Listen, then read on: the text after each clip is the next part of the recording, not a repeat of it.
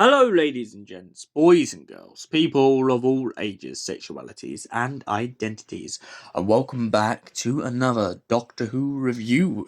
And today's Doctor Who review is none other than the Resurrection of Mars.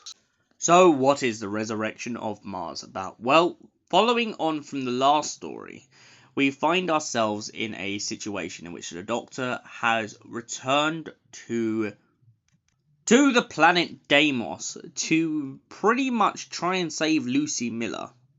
However, what he finds himself doing instead is risking the lives of 600 people. Yes, that's right, this story goes into the dark route once again of genocide. However, in the Doctor's case in this story, it's really not his fault. When the Doctor returns back to Deimos and finds himself reunited once again with Lucie Miller, he finds himself at the perilous, pretty much clutches of the Ice Warriors. And the Ice Warriors pretty much put him to the test.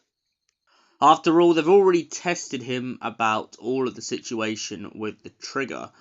But sadly for the Doctor, it turns out that they have managed to get their isomorphic converter working again so that they can recolonize Mars. And the Doctor begins to put some pieces together. After all, it seems that Lucie Miller is only dumped here due to the fact of the monk, the meddling monk, so to speak. Turns out that the monk has been meddling with history once again, and Lucie Miller wasn't too happy about it, and so she got kicked off of his TARDIS. After getting kicked off of his TARDIS, she tries to warn the Doctor and everyone about what's going on. However, in this story, Tamsin Drew seems to be so affected and so annoyed at the Doctor for the death and so much destruction that she decides to leave the Doctor in this story. She is easily won over by the meddling monk who tries to show her a world that he claims is the effect of the Doctor's meddling. This world begins to distort her kind of vision of the Doctor and more enhance this kind of terror that she's been feeling since Deimos. Lucie later on in the story tries to explain to Tamsin that she's got all her wires crossed the wrong way, but the monk's influence has been too much, and so Tamsin ends up leaving the Doctor, and Lucie has to come up with a solution along with the Doctor to stop the Ice Warriors. After finally defeating the Ice Warriors by turning up the heat, the Doctor and the monk have a very argumentative talk about the monk meddling with history. The Doctor points out to the monk that if it wasn't for everything that he's done, the colonists would never have died. But the monk points out that technically it's the Doctor's fault because the Doctor has a guilty conscience. After all, the Doctor would never let one of his companions die, so the choice between 1 and 600 is a very big price to pay. Now, the Doctor will never live it down that this has happened, but after all, he knows the Ice Warriors would never have let them go free. The Doctor points out to Lucie that he did fix the machine so that Mars could be colonized, but not in the way that the Ice Warriors would have liked. Instead, when the Ice Warriors hit Mars and believed that they were killing thousands more, it turns out instead they actually made it more habitable for human life. They gave it the atmosphere of Earth.